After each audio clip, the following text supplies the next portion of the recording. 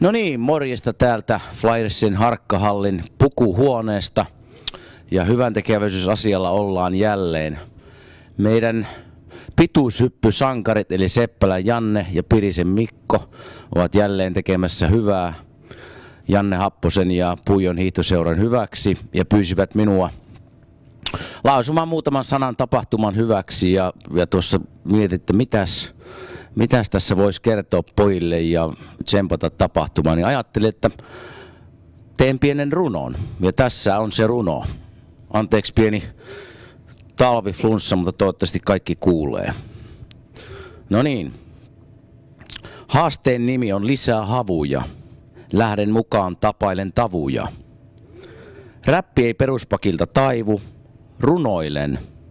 Älä häpeään vaivu. Tänne Filin asti kulki skuuppi. Laji on koris. Tee ällijuuppi. Pirisen K. Mikko pyysi mukaan. Ei menosta pois voida jäädä kukaan. Yllyttämässä Seppälän Janne. Hyppy kulkee, vaan käykö ranne. Pelin saivat Ahosen ja Norjakin. Sliiri eli Gregor Slieserensauer. Voi tehdä pari korjakin. Rutkasti toivon teille voimia. Asian puolesta on kiva toimia. Havu kuntoon ja junnuja mäkeen. Vetoan teihin, urheiluväkeen. Let's go everybody ja come on. Firmat mukaan ja kansa katsomoon. Sen olen oppinut maailmalla.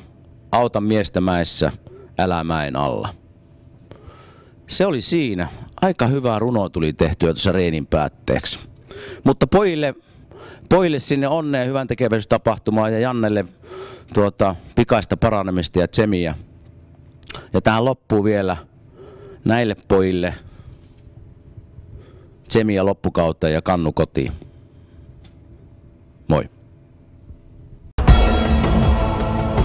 Tämä on virallinen valvoja.